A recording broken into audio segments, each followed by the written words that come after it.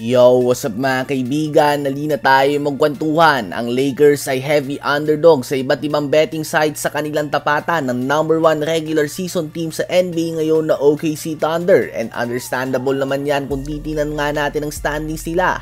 At speaking of standings, ito nga ay isang must-win game para sa Lakers. Dahil kapag natalo sila bukas at nanalo ang Denver Nuggets ay babagsak sila ulit sa 4th seed. Kapag natalo din sila at nanalo din ang Golden State Warriors bukas kontra sa Houston Rockets, magkakaroon na sila ng tabla na record. Mananatili sila sa 4th seed dahil sa tiebreaker advantage. Subalit isang talo pa at babagsak na sila sa 5th seed at magkakaroon ng tabla na record sa Los Angeles Clippers, Memphis Grizzlies at Minnesota Timberwolves. May dalawang matchup nga sila ng OKC at isa sa Houston Rockets at isa pa sa Dallas Mavericks na may Anthony Davis.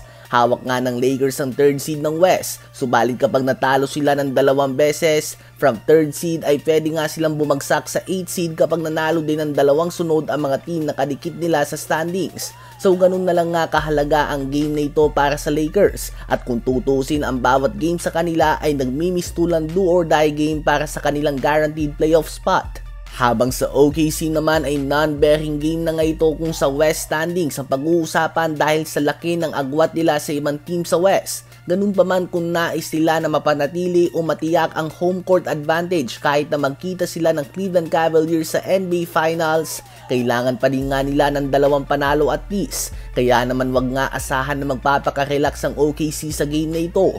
Bukod nga dyan ay gusto din na matiyak ni SGA na siya ang mag-uwi ng regular season MVP at hindi ito magiging controversial. Isang bagay na mukhang imposible dahil sa halimaw ng mga performance ni Nikola Jokic. Kahit sino nga sa kanila manalo ay tiyak na controversial ito. Sino ba sa palagay nyo magwawagi sa bakbakan ng Lakers at ng OKC Thunder?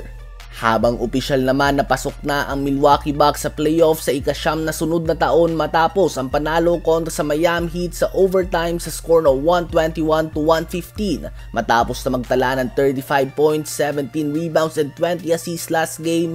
Ngayon nga si Giannis Antetokounmpo ay gumawa naman ng 36 points, 15 rebounds and 10 assists triple-double on 62% shooting sa field. 24 points, 12 rebounds and 8 assists din si Kevin Porter Jr. off the bench at 17 points, 5 rebounds si Brook Lopez.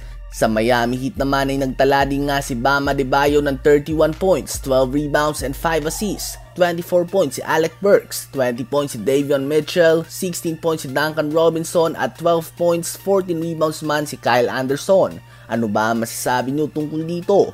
I-comment yan sa baba at aking babasahin yan. Huwag kakalimutan na mag-like, mag-subscribe at i-hit ang notification bell for more updates at kwentuhan. Maraming salamat po sa inyong lahat.